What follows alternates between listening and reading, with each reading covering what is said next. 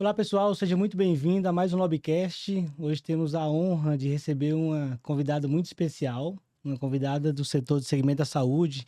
É um segmento que nós estávamos devendo para vocês, tributarista, para vocês clientes, para vocês colaboradores, vocês que se interessam no segmento da reforma tributária, de agora para frente especificando um pouco mais, afunilando isso. Era um desejo que a gente tinha de tentar segmentar a reforma tributária, esse tema que é tão amplo. Eu ando brincando e falando que você que não é tributarista, você que não é da área tributária, você vai ouvir a reforma tributária por um bom tempo, né? Eu me chamo Gildo, sou um dos sócios da Lobby Consultoria.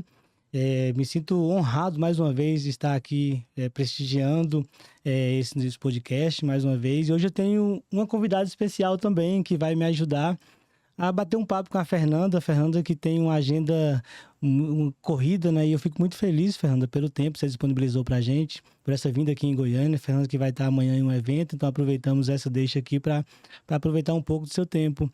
A Priscila é uma grande amiga nossa, uma consultora tributária também, que eu aprendo muito com ela também.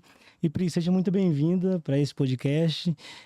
A intenção é trazer pessoas de referências, né? Pessoas que contribuam efetivamente para o conhecimento. Acho que a contabilidade tem esse papel docente também na sociedade, e a gente vai estar um pouco aqui para isso. Acompanha, depois nós vamos deixar o link no Instagram, no LinkedIn também. E vocês que tenham dúvida depois, interagem, manda pergunta, que depois a gente tenta responder vocês individualmente. Pri, fica à vontade. Gildo, muito obrigada. Fernanda, minha querida, tive a honra de conhecê-la em São Paulo e, coincidentemente, agora voltando para Goiânia, poder recebê-la aqui para mim é uma honra.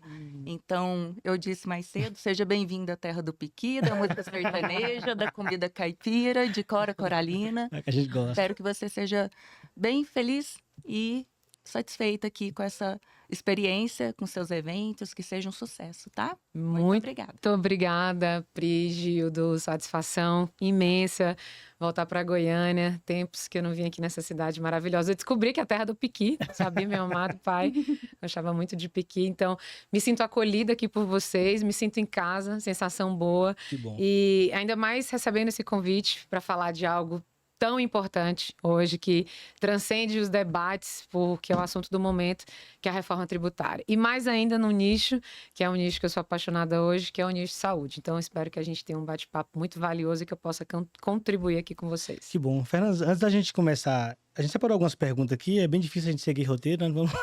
Mas vamos tentar pelo menos direcionar. Eu queria também que a Priscila depois se apresentasse um pouco do currículo dela, e depois eu queria te ouvir um pouco da história da Fernanda. Eu não conheço a Fernanda ainda, eu quero conhecer um pouco da Fernanda. Da Fernanda, não a Fernanda tributarista, a Fernanda já segui ela no Instagram. Eu acho que qual tributarista que não te segue, né? Vira e mexe, tinha conteúdos lá pra gente aprender. Eu pegava, favoritava, falei, isso aqui é bom. A Pri, fala um pouco da sua carreira, por favor. Bom, Gilda, eu sou advogada, eu atuo como consultora tributária. Hoje eu tenho experiência, muita experiência dentro do varejo alimentar. Então, estou responsável pela parte de reforma tributária, implementação dentro dessas empresas. E, para mim, é um aprendizado constante, né?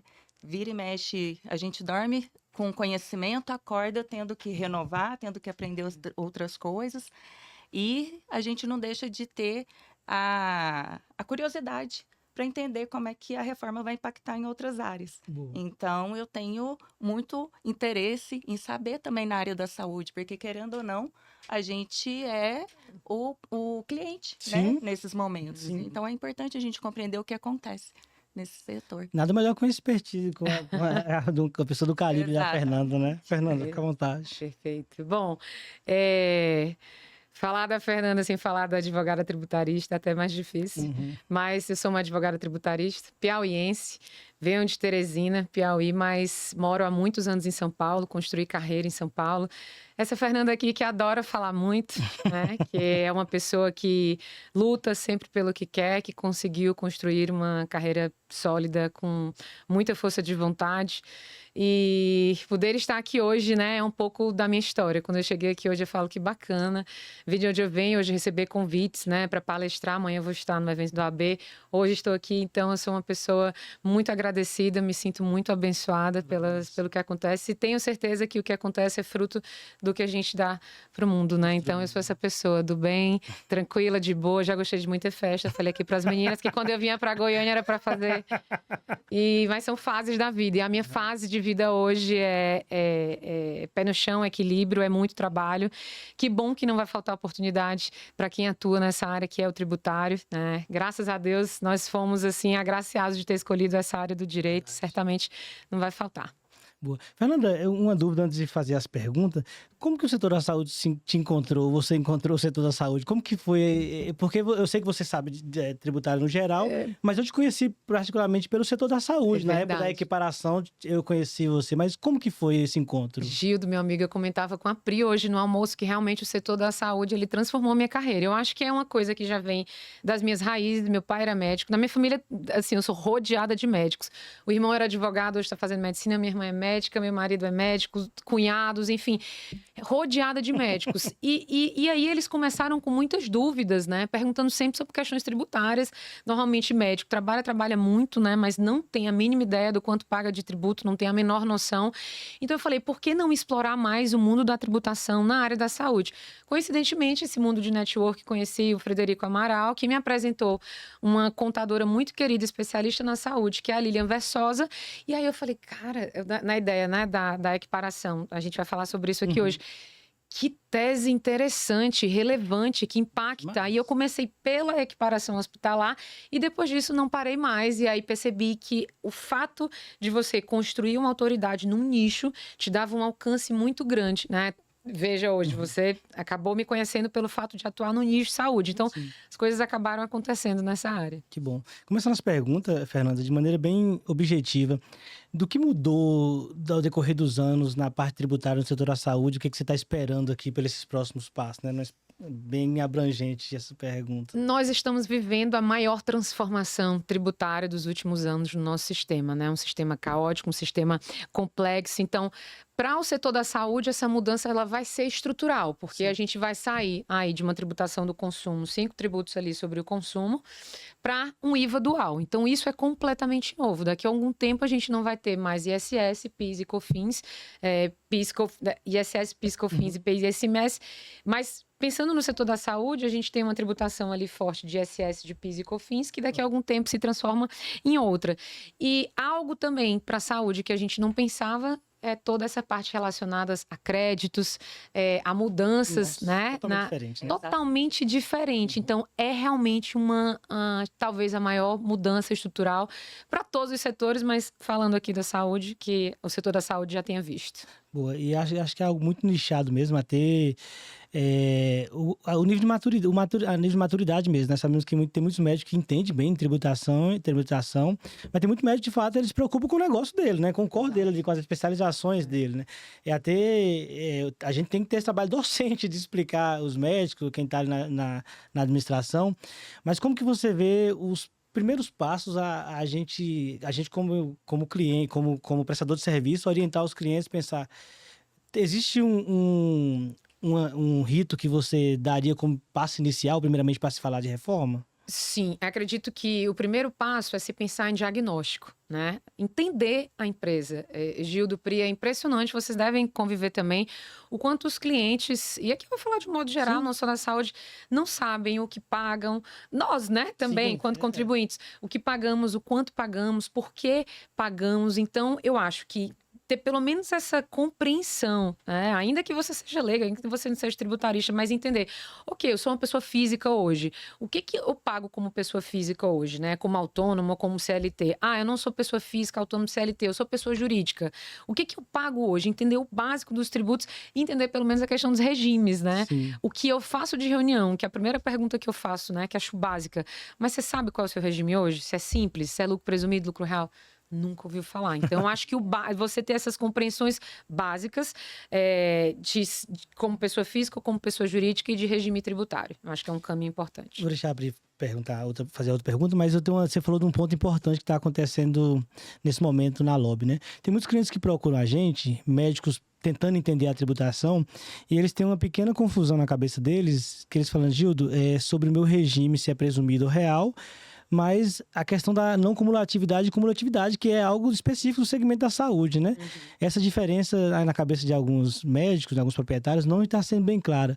O que é um regime lucro real e lucro presumido, que nós estamos pensando em imposto de renda e contribuição, mas do regime não cumulativo, que impacta diretamente o PIS/COFINS indo para a CBS, né? É uma realidade nova, né? Se a gente... Para as empresas do lucro real, nem tanto, porque já estão habituadas à não cumulatividade dos tributos, quando a crédito e débito, despesa, prejuízo... A parte de lucro real não, mas quem é simples nacional e lucro presumido é uma realidade nova.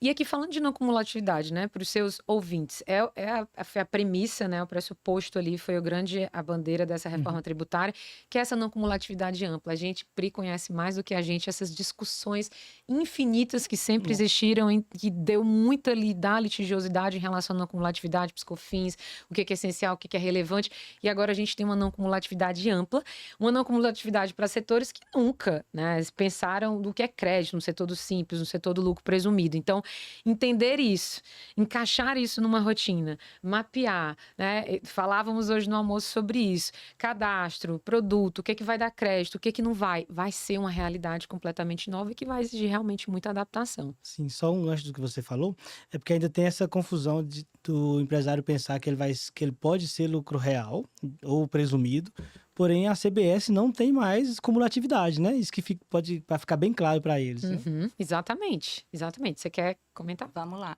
Quando a gente observa esse cenário atual, né, imposto pela reforma, e a gente imagina essa não cumulatividade, olhando tanto o hospital, o laboratório, a empresa, né, de uma forma geral, a gestão, né, que a gente fala desse conhecimento, desse diagnóstico, desse mapeamento. Então, é a gestão mesmo de quem está ali naquele ambiente, entender como que ela vai mapear os produtos que ela tem lá dentro da empresa dela, como que ela vai diagnosticar aqueles fornecedores. A gente fala do Simples Nacional. O Simples Nacional vai poder ter crédito, né? Ele vai poder ter a opção de fazer esse recolhimento de novos impostos. Então, quem fizer uma contratação com esse fornecedor, né, com esse contribuinte, vai precisar olhar de uma forma diferente, né? Como você vai manipular aquele fornecimento, como que você vai diagnosticar qual que vai ser o preço que você vai chegar naquele, né? exatamente, naquele contrato.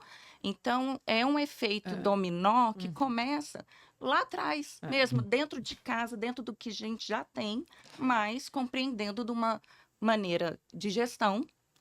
Quando você fala em gestão, né? O compliance, né? O compliance que sempre foi algo tão distante, né? Para aquele nome bonito que ninguém entende o que é compliance, né? Na prática, né? Agora todo mundo vai ter que ter regras de compliance. Empresas pequenas, empresas grandes sempre, mas governança e compliance, duas coisas diferentes, mas que agora estão intrinsecamente ligadas, né? Como você vai tomar melhores decisões, como a sua equipe agora vai estar preparada para todas essas mudanças e mudanças operacionais e dentro das regras, né? Para não fugir das regras, porque compliance nada é mais do que isso. Seguindo o que a Pri falou, acho que é muito importante, eu queria que você decifrasse um pouco mais, Fernanda, para os nossos empresários, a questão da contratação dos fornecedores a partir de então.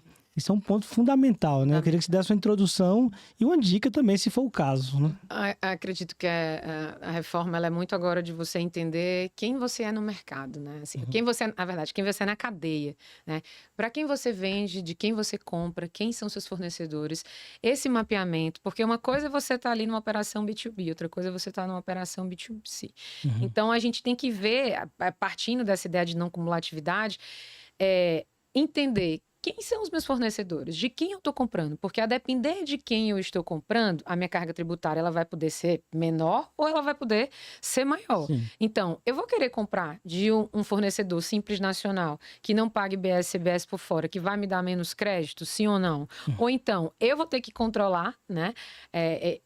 Se ele pagou o IBS, CBS para eu poder me apropriar desses créditos. Então, veja, é um mapeamento completo. A gente falava hoje, como vai ser isso? Eu vou ter que ligar para cada um dos meus fornecedores para saber como ele vai pagar IBS, CBS, se ele está pagando IBS, CBS, né? Se ele é do Simples Nacional.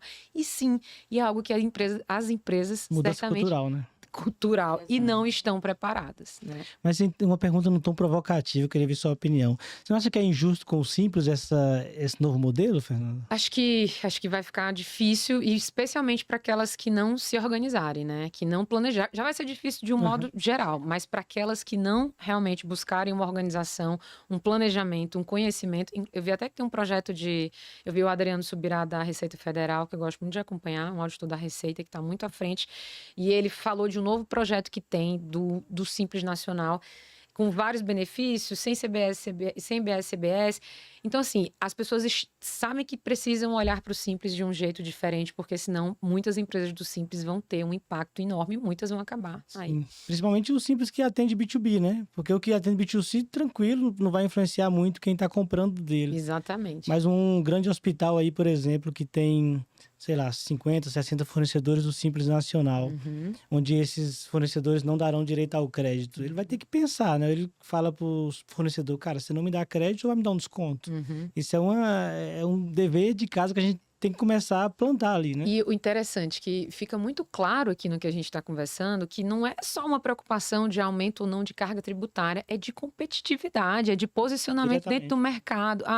Eu posso ser do Simples Nacional, optar por não pagar IBS e CBS por fora, porque eu não quero aumentar minha carga tributária, mas eu posso deixar, eu vou perder clientes, né? Eu vou perder posicionamento no mercado. Então, a reforma tributária é uma mudança de postura e não só uma preocupação com carga tributária em si, mas com o negócio, com o ambiente, com a concorrência, com a competitividade, como o meu concorrente está fazendo. Isso tudo a gente vai ter que analisar.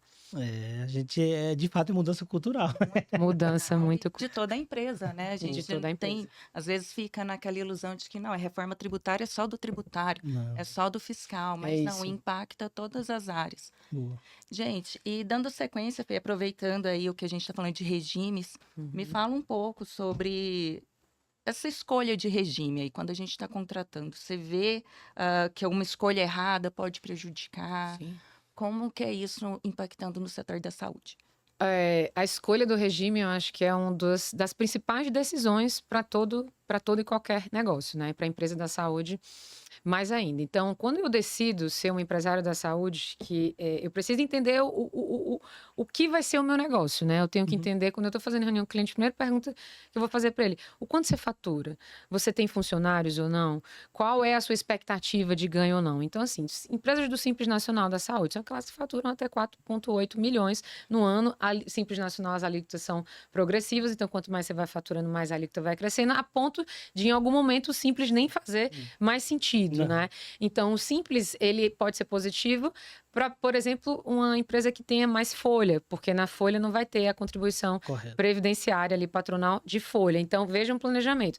Lucro presumido, se você souber a sua margem de lucratividade e se você estiver operando numa margem mais lucrativa do que hoje se presume para a sua atividade, talvez seja melhor você ficar no lucro presumido. Agora, se você tem muita despesa ou muito prejuízo, né, talvez seja melhor, e tenha controle sobre isso, talvez seja melhor o lucro real. Então, tudo vai depender da particularidade ali da empresa da saúde. Dentro do lucro presumido, né, se vocês me permitirem 2 minutinhos, tem um benefício tributário interessantíssimo, né, porque o lucro presumido, de uma forma geral, para prestadores de serviços da saúde em geral, é 32%. Isso. É uma média de uma carga tributária para empresas da saúde que são do lucro presumido de uns 16% a 17%.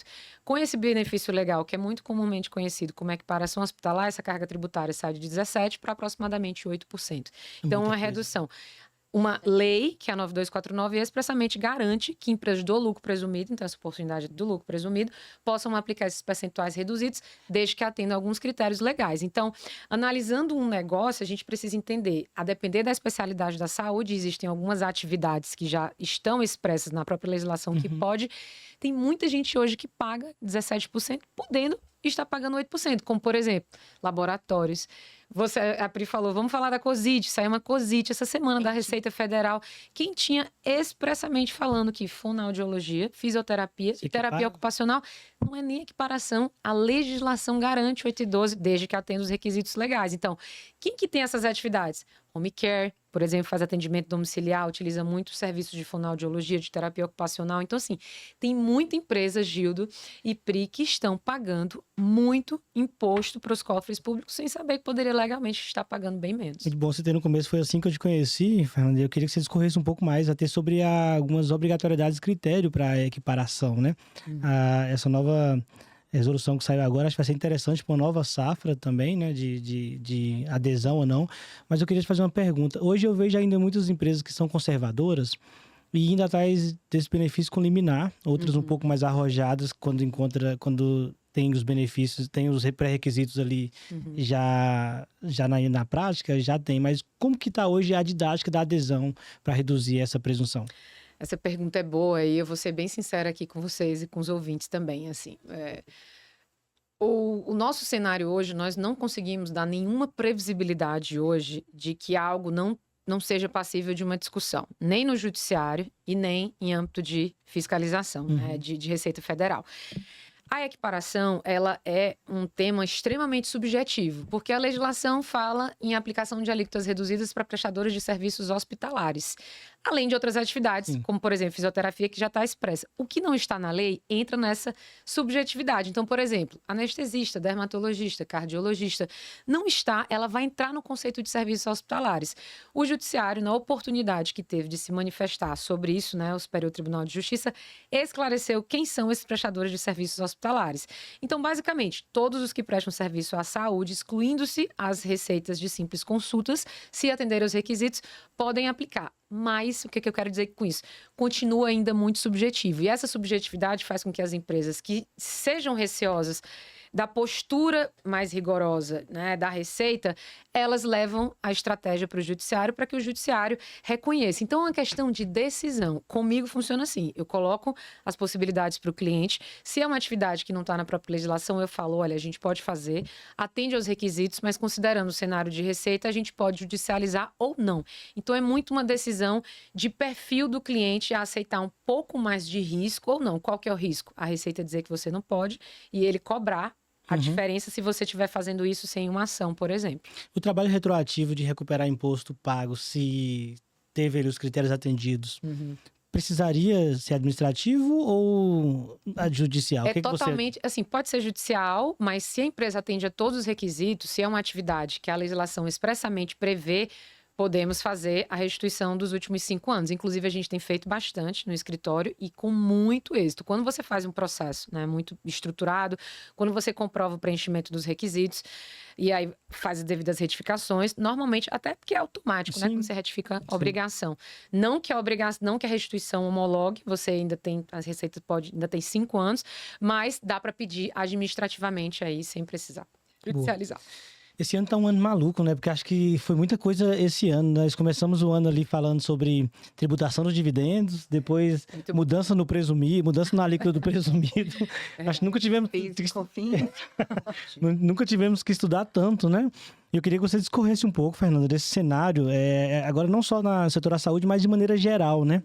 Sobre essas mudanças, as principais mudanças esse ano. E uma dúvida que está sendo constante, essas legislações que foram majoradas, é somente do ano 2027? Esse 2026 vai ter o fim em 2027? Como é que você está vendo isso e, de maneira geral, desses pontos que você queria que você discorresse, um pouco do dividendos, da tributação de dividendos, um pouco do legislação que você fala que foi majorada, essa questão do lucro presumido, Isso. do aumento. Vamos lá. Falo que a gente sempre fala da reforma tributária, que é essa grande reforma que, na verdade, veio da emenda constitucional 132, e aí as leis que regulamentaram 214, 225... 225 ou 227? 25 foi aquela outra, 227. E a gente sempre pensou nessa mudança de tributação sobre o consumo, né? IVA. Só que não foi isso. A gente tem mudança no patrimônio, questões relacionadas à ITCMD, questões relacionadas à tributação agora de atividades imobiliárias, que nunca, por exemplo, se viram tributadas por um ISS, por exemplo, por um ICMS nas atividades, de repente vai ter um IVA sobre a atividade de compra, venda, arrendamento, aluguel, sobre tudo. Então, assim, uma grande mudança de uma forma geral, que veio não só sobre o consumo, mas também em relação a patrimônio, né? E também que a gente foi surpreendido ano passado, que isso foi o que mais tem tirado aí as noites de sono de muitos empresários da saúde, que é a questão da tributação de dividendos, né? E também, eu vou falar na sequência, a tributação do lucro presumido. O que foi a tributação de dividendos? você tira da pessoa jurídica para a pessoa física que exceder R$50 mil, o total creditado você vai ter que pagar os 10%. Na verdade, foi o imposto de renda física mínimo sobre altas rendas. Sim. Quem ganha mais de 600 mil vai ter que pagar aquela alíquota de até 10%. Então, assim, para aquele empresário, imagina, eu conheço médicos que para eles faturarem 100 mil, 120, 200, estou falando de médicos agora, nem de laboratórios, de clínicas, às vezes não vive, não convive com a família, não dorme, não trabalha muito. E agora, se vê tributado na pessoa jurídica e mais esses 10% na pessoa física, ele não quer fazer, né? Não quer sofrer mais essa tributação. Né? Existe para mim, uma lenda que rico não é tributado no Brasil. Existem ricos e ricos. É lógico. Ricos mesmo não estão nem preocupados com isso, que tem muitas formas de fazer outros tipos de planejamento. Agora, aquele, né, rico que ganha 50, 60, né, para trabalhar, para ganhar, faturar isso, ele tem que trabalhar demais. Então, a tributação de dividendos foi uma coisa que realmente assustou, mas que é uma realidade, né? Não tem mais, isso faz parte, e isso está exigindo planejamento. Além disso, tem a questão da tributação do lucro presumido, que é aumento da alíquota de 10%, né? Não 10% a mais, mas de 10% nas alíquotas efetivas do lucro presumido, para quem ganha mais de 5 milhões. Então, imagine um laboratório, uma clínica, né? Um plano de saúde, um convênio, tudo isso vai sofrer esse aumento. Então, assim, muitas mudanças dentro do nosso contexto atual, né? Um contexto político também. A gente teve muitas, assim, essa questão era uma bandeira do governo isso de isentar quem ganhasse até 5 mil reais, então a conta tinha que ir para alguém, e o Brasil é isso, né? A conta vai, na verdade, eu entendo que a conta sempre vai para o consumidor final, né? Mas eu vi essa semana que é pouquíssimo que eles estão arrecadando de dividendos, porque as empresas estão a gente pode até falar sobre isso, estão se reinventando, estão, né, criando formas de... Né? E é um momento, assim, delas reverem a reestruturação desses custos, né? Isso. Então, até seguindo aqui a ordem das perguntas, nesse novo sistema, né, de crédito agora, de BS-CBS, a forma que as empresas de saúde, como que você vê, como elas devem estruturar essa forma de custos dela? Como a gente falou no começo, é uma realidade nova essa parte de créditos, né? Não era muito uma realidade. Então, a se pensar numa empresa, vamos imaginar uma clínica, por exemplo. Uma clínica de cirurgia plástica. E, normalmente, essas clínicas de cirurgia plástica são mini hospitais, né? Elas têm toda uma estrutura dentro. Então, elas compram muito equipamento, elas compram insumos. E agora, esse mapeamento de entender o que vai dar crédito para elas, né? E além dessa parte de crédito, entender de uma forma mais geral. Folha de pagamento, eu tenho folha não vai dar crédito, olha que interessante. Então, é melhor eu contratar PJ? E aí, como vai ficar essa questão de PJização? E os riscos que eu tenho do ponto de vista trabalhista? Então, é uma remodelação que vai exigir essa organização hoje, especialmente daquelas empresas da saúde que têm uma estrutura, né, maior. Boa. Isso é um ponto importantíssimo, né? Porque tem muitos clientes que estão na faixa ali, saiu do Simples, e eles, obviamente, eles não têm crédito suficiente para se manter na operação, né? Então, você falou um caso prático que é da Folha, né? A Folha tem a proposta das convenções, os benefícios que tiverem em convenções, poderia ser deduzidos, né? Mas, Fernanda, eu queria ouvir de você a sua opinião referente a essas empresas que eu falo que é emergente, né? Saiu do Simples... E elas estão ali naquele limbo, né? Que não tem crédito, está crescendo, mas ainda não cresceu o suficiente. Eu acredito que essas são os maiores desafios estão nelas, né? Olha, você imagina um médico um médico não, vamos falar de uma forma geral de uma empresa da saúde que é do Simples. Mas não tem uma estrutura grande. Não tem folha, né? Não tem funcionário, não compra. É basicamente prestação de serviço. Sim. Vamos imaginar alguém que é prestador de serviço do Simples Nacional. Que é o caso dos cirurgiões plásticos. Aqueles que não têm, né? Imagina um anestesista, por exemplo. Isso. Imagina um anestesista, não tem estrutura própria, ele basicamente atende dentro de hospital. Ele não tem custo nenhum. Ele vai tomar crédito do quê? Ele não vai tomar crédito do nada. Ele vai ver a alíquota dele, né? E aqui falando em alíquota, a gente conversa sobre isso. Não se sabe muito bem qual vai ser a nossa alíquota, mas estão dizendo que vai ser 26% ou 28%, né? o setor da saúde foi um setor contemplado com a redução das alíquotas de 60%, né? Essa semana, meu cunhado me mandou: eu ouvi dizer que ano que vem a CBS vai ser extinta, ou o PIS/COFINS vai ser extinto, e agora vai vir uma CBS que vai ser mais ou menos de 9%. Então, quer dizer que eu vou sair de 3,65% para 9%? Eu falei, vai, mas calma. Porque tem os 60% de desconto na alíquota. Então, foi um setor contemplado, que a gente vai ter que observar isso, só que a gente está falando dessa alíquota de 10. Imagina quando sair, né, de uma alíquota de 28, vai sair 28, mesmo que tenha um desconto de 60%, vai ficar uma alíquota de 13%. Para quem tem a equiparação hoje, por exemplo, que já faz 8%, vai ter um aumento de 5% na carga tributária. Essas pessoas não têm crédito. O que significa, resumindo aqui a história, vai ter aumento de carga tributária. Com certeza. É um aumento real. Principalmente para quem é menor, né? Exatamente. Então, assim,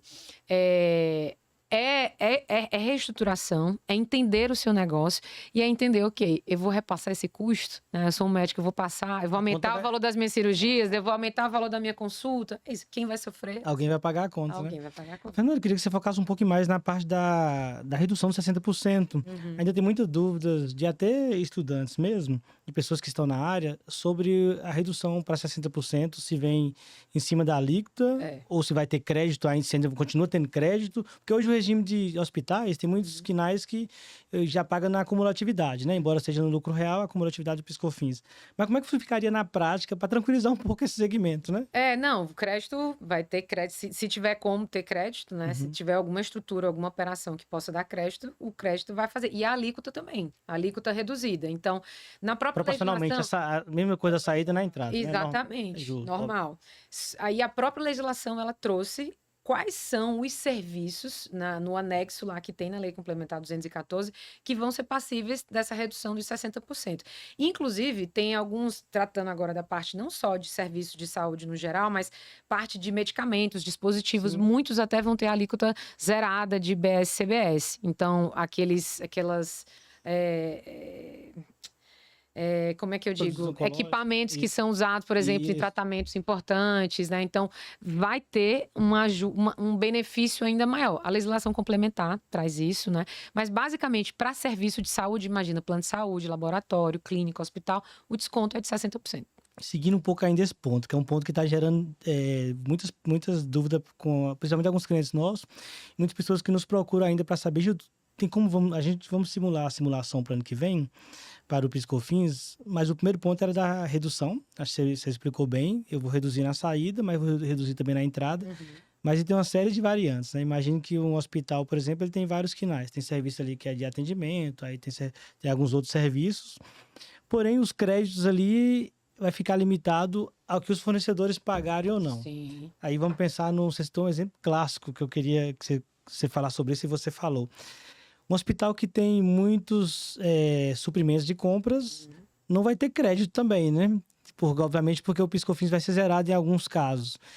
Exatamente. Então, eu ainda estou tentando imaginar qual seria o setor mais prejudicado da reforma. E a saúde me preocupa muito, porque esse ponto que eu citei agora, desculpa, justamente pensando que todos os créditos que um hospital, por exemplo, possa ter, um dos principais, que é medicamentos e insumos, já não vai ter CBS.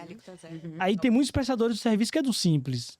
Cara, o setor da saúde é um setor que me preocupa muito. Mas é um setor preocupante mesmo. Por isso, a ideia do mapeamento, do controle, do diagnóstico, de entender realmente agora todos os produtos que eu compro, todos os produtos que eu vendo, né? O que eu estou adquirindo, o que eu estou fornecendo, o tipo de serviço. Então, isso vai influenciar tanto para o hospital, por exemplo, aquele hospital lucro real hoje que fatura muito, né? Fatura, sei lá, mais de 100 milhões ano, por exemplo, quanto aquele pequeno.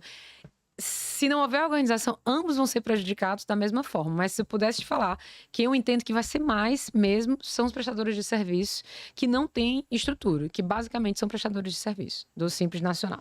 A gente ultimamente vê notícia, coisa do Instagram, TikTok, notícia tem demais agora. Que aparece tributarista aí na brincadeira. Aí eu vi um tributarista mas eu gostei da linha de raciocínio do cara. E eu falei, cara, eu vou estudar sobre isso. O que ele estava falando? Do hospital. Ele falou, cara, vamos pensar no hospital. Hospital, eu posso segregar meu faturamento a partir de então. eu vou colocar da minha nota, das minhas vendas, eu vou separar o que é medicamento, aí eu já não pago imposto, vou separar a hotelaria, porque o hospital é um hotel, e vou separar o serviço de prestação de serviço. Eu fiquei olhando assim, eu falei, cara, o cara alugou um triplex na minha cabeça. Porque, e faz sentido? Pô, faz, né? Eu falei, cara, será que o brasileiro é o maior tributarista que tem, né? Com meio a nossa realidade faz a gente estudar mais. Mas eu gostei da ideia bem abstrata dele, mas eu queria... O que você está planejando daqui para frente? Até para quem quiser procurar a Fernanda e fazer um planejamento tributário. A Fernanda hoje faz isso com muita maestria. Acho que a gente dá para... Tem muitos clientes que, com certeza, você pode ajudar alguns clientes nossos, alguns hospitais e clínicas que precisam da nossa ajuda. É lógico que a gente ainda não tem a fórmula certa, mas eu acho que em meio a tanta notícia, de fato, vai surgir alguns planejamentos tributários que a gente precisa estudar, né? Isso tocou num ponto muito bom para a gente conversar aqui. Eu sou muito cautelosa com isso. Sim. Quando o assunto é planejamento tributário, né? Porque existe aquele planejamento tributário, elisão fiscal. Sim. É lícito a qualquer contribuinte buscar meios legais e lícitos de pagar menos tributos, a ter uma menor onerosidade ali na sua carga tributária. É lícito. Agora, esses planejamentos tributários extremamente criativos. Criativos. Planejamento criativo. Porque você fazer planejamentos tributários só para fugir de carga tributária, mas você criar, por exemplo, estruturas que, na verdade, sejam só para fugir de tributação, mas não tenham atividade em si, né? Por exemplo, tem muita empresa hoje Simples Nacional, mudou ano passado até isso também. O conceito de receita bruta mudou, sim, aquela resolução nova de Simples Nacional. Então, pessoas abrir várias empresas do Simples Nacional, por exemplo, para ter uma alíquota reduzida. Isso agora vai somar.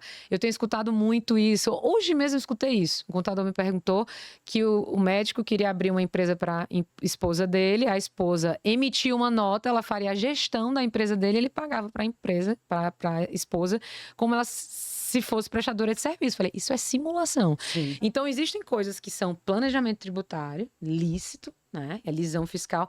Existem coisas que são simulação, planejamento tributário abusivo. Então, tudo que é para você fugir de carga tributária, mas onde não esteja ligado ali ao objeto, à sua atividade, isso pode ser interpretado, né, de forma muito ruim pelo fisco. Aí é pior. O que parece ser um bom planejamento vai fazer com que o fisco cobre retroativo, multa hoje qualificada. Multa qualificada hoje é de 150%.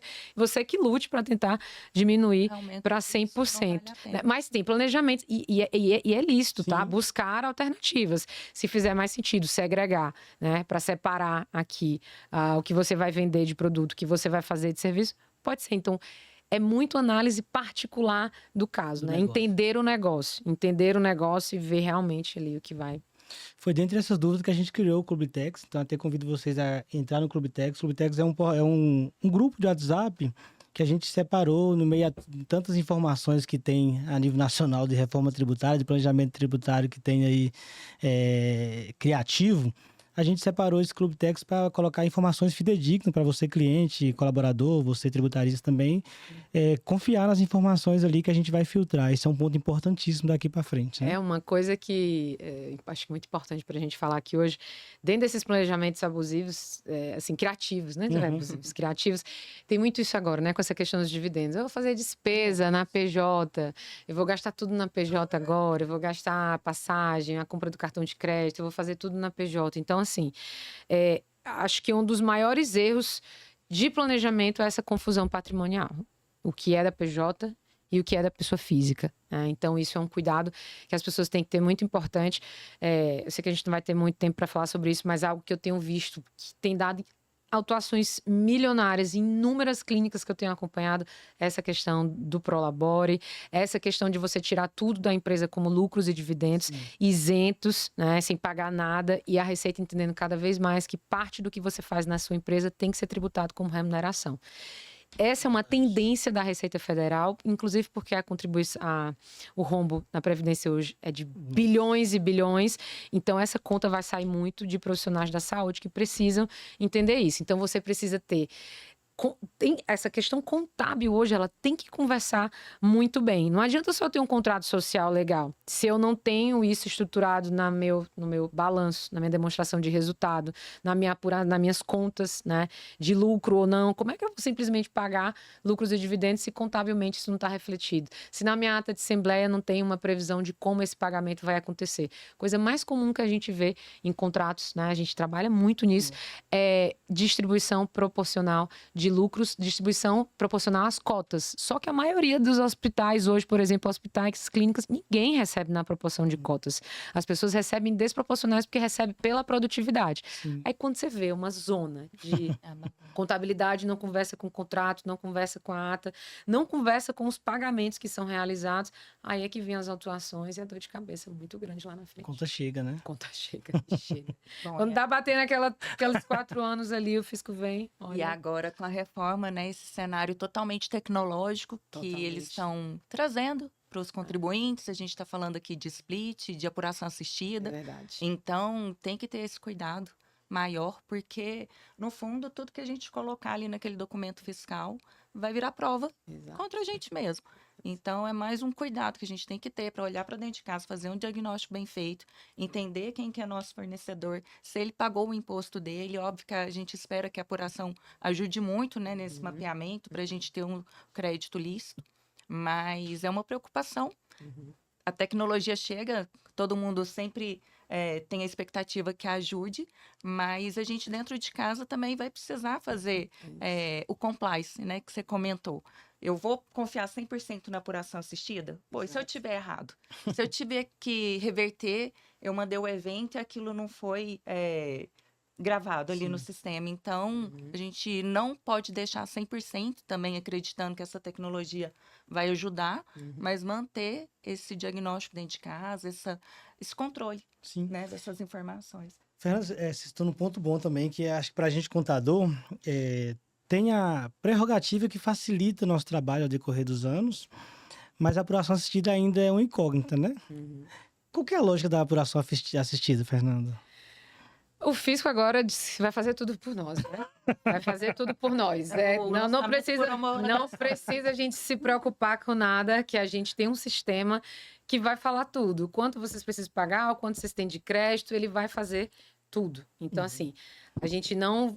ainda mais quem é do mundo contábil, que vive muito mais essa realidade, né? Então, a ideia é assistir mesmo, fazer essa apuração pelo contribuinte. Ele vai poder questionar. Se ele não questionar, vai ficar como se tivesse certo. Mas a ideia é que o próprio sistema da Receita simplesmente faça todo o trabalho, diga exatamente ali o que é que vai ter que ser pago, o que é que vai ter que ser declarado, o crédito que vai ser gerado, e aí vai ficar para o contribuinte. E acho que vai ter muita coisa ainda para a gente aprender, principalmente falando nos casos das compensações, né? Dizem que vai poder compensar ainda os impostos, mas não sabemos aonde, né? Nós temos hoje umas obrigações acessórias que resguardam a apuração, que é os SPED, né? FD Contribuições. A ideia é que não existe também o FD Contribuições em 2027, né? Mas chegando já na reta final, Fernanda, como você está vendo o futuro, né? Eu acho que nós estamos no presente e no futuro ao mesmo tempo, né? Tá uma coisa maluca, né? Para a gente pensar daqui para frente. Mas o que você está vendo e de orientação mesmo para o setor da saúde, sabe? Para a gente orientar e estar mais próximo, né, deles. Eu acredito que quem vai sair na frente é aqueles que vão tratar realmente a área tributária com muito cuidado hoje. Quem já entendeu toda essa transformação. Pode nem entender em si, no sentido de compreender, mas olha, está acontecendo uma grande mudança no nosso sistema tributário, que nunca mais vai ser o mesmo. Então, aquelas empresas que começarem desde já, porque a reforma tributária, né, a gente começou lá já em 2023, e aí a gente já está aí com 3 anos e agora ela é real, ela já aconteceu. Então, acredito para quem tiver essa ciência agora se adaptar, colocar regras importantes agora internas, por exemplo, normas de compliance, uma boa governança, entender como todos os setores da empresa precisam se organizar, ainda que você seja um empresário pequeno, mas todo empresário pequeno vai ter ali a sua contabilidade, né? Vai ter ali o seu advogado. Então, é o mínimo, essas pessoas precisam conversar. Em empresas maiores, em empresas grandes, tem que conversar todos, né? Tem que conversar o financeiro, o fiscal, o jurídico, a tecnologia, o de sistema, o de estoque. todos têm que conversar. Então, eu acho que quem entender essa mudança que está acontecendo e começar a colocar, por exemplo, um comitê gestor de reforma tributária, entender as mudanças, mapear, essas pessoas vão ter menos impacto daqui para frente. E é uma realidade, né? É a nossa realidade para frente. Boa. Tem a parte que nós esquecemos de falar, e eu estava deixando para o final, que acho que é o grande cliente dos hospitais clínicos são os planos de saúde, né? Uhum.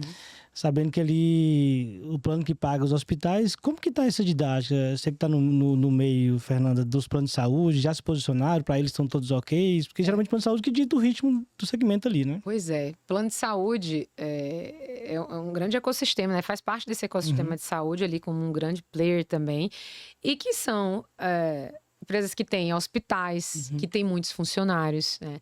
Toda essa dinâmica aqui vai impactar fortemente e vai impactar nos preços, né? Porque a gente, ainda que tenha alíquotas reduzidas para plano de saúde, mas pode ser que tenha aumento de carga tributária, então o plano de saúde é um segmento que, a depender, né, da particularidade de cada um, tende a repassar isso. Então, esses contratos com planos de saúde vão ter que ser analisados. Nós, né, como consumidores de planos de saúde, vamos ver e observar essas repercussões, né, mas certamente é um setor que vai, sim, ser impactado e que certamente vai, com certeza, aí, repassar isso. Porque os hospitais ali na prática, os convênios que pagam os hospitais, né? Aí tem a parte de glosas, que é um dos pontos importantes que possivelmente vai ter discussões, mas ainda acho que está muito incerto da prática do dia a dia. Acho que a teoria está muito linda, né, do setor da saúde. A teoria está linda. E o setor da saúde, mais uma vez, é algo que muito preocupante, porque acaba que vai mexer com a sociedade. Se os hospitais encarecem, os planos de saúde encarecem, a conta vai chegar pra gente, né? Eu nunca esqueço disso que eu aprendi com o diretor da Unimed, quando eu trabalhei na Unimed. Ele fala: saúde não tem preço, mas tem custo. E o custo é alto. Então, é um dos setores que eu entendo que vai ser mais impactado. E a gente está falando de saúde, né? Que é uma das, se tiver algo mais importante do que saúde pra gente. Nosso bem maior, né? Bom, Pri, alguma pergunta final? Bom, eu, como uma entusiasta do assunto, um aprendiz, Modesta, né? trazendo voz, talvez, para quem está começando nessa área, que se identifica com a tributação no setor da saúde, queria aproveitar a oportunidade, né, da voz dessa pioneira que está aqui, não perder a oportunidade para passar esse recado para todo mundo que está vendo. Olha, eu vou falar ali para vocês. A área da saúde, ela está passando e vai continuar por profundas transformações pela reforma tributária. É um setor que, por mais que a gente tenha falado aqui muitas complexidades e muitas questões que vão precisar ser alteradas, tem muita oportunidade para quem atuar nessa área. É uma área hoje realmente com uma demanda muito alta, com uma carência muito grande de profissionais preparados e que compreendam a reforma tributária, mas não só a reforma tributária, o dia a dia dessas empresas. Então, para aquele profissional que estiver preparado, seja você início de carreira, seja você começando agora, eu digo que a reforma tributária, ela colocou todo mundo na mesma página, né? Pessoas que têm 40 anos de experiência no tributário, como pessoas que estão começando agora, porque é um sistema completamente novo. Então, área com demanda, com profissionais, poucos profissionais preparados e esperando por vocês. Muito bom. Excelente. Fernanda, muito bom, muito produtivo. Mais uma vez, queria agradecer a vocês, ouvintes. Vocês que se dedicam tempo para assistir nosso podcast. Espero muitas sugestões, elogios, críticas necessárias. Crítica não, porque hoje aqui foi uma aula. Sempre muito bom. Agradeço muito você aqui mais uma vez, Fernanda. Sua didática de ensinamento é muito boa, viu? Muito boa mesmo. Te conhecia pelo Instagram, hoje eu te conheço pessoalmente, através da Pri. Pri é uma grande parceira e amiga nossa. E que bom que esses encontros, acho que fomentam muito o nosso mercado, né? Nós estamos vivendo o maior marco da reforma tributária e acho que é um privilégio para a gente, né? Eu sou modestamente novo na área tributária, tenho 12 anos. Acho que é o meu maior grande marco na área, nessa história da minha carreira. E eu estou vivendo e respirando isso também, né? Isso é uma oportunidade para a gente. Gildo, obrigada pelo convite. Fico feliz para a gente se conhecer pessoalmente, pela oportunidade por você me trazer até Goiânia. Minha amiga querida, muito obrigada também. Um prazer imenso, já nos conhecemos de São Paulo. Feliz de você confiar no meu trabalho para estar aqui me conectando com pessoas. E é isso, networking, né? Laços. Isso aqui é muito importante. Disso aqui saem novos trabalhos, saem amizades, saem parcerias e é isso que fica. Com certeza. Pessoal, e vocês que procuram uma tributarista, na parte da saúde. A Fernanda vai estar com a gente. Eu acho que daqui para frente nós vamos segmentar ainda mais. Eu acho que da parte de segmentação, mais uma vez, acho que nós estamos com uma das figuras nacionais muito forte. Então, você que precisa de ajuda, você que precisa de um planejamento específico na área da saúde, conte conosco, nós iremos te ajudar. Até mais. Tchau, tchau. Obrigada.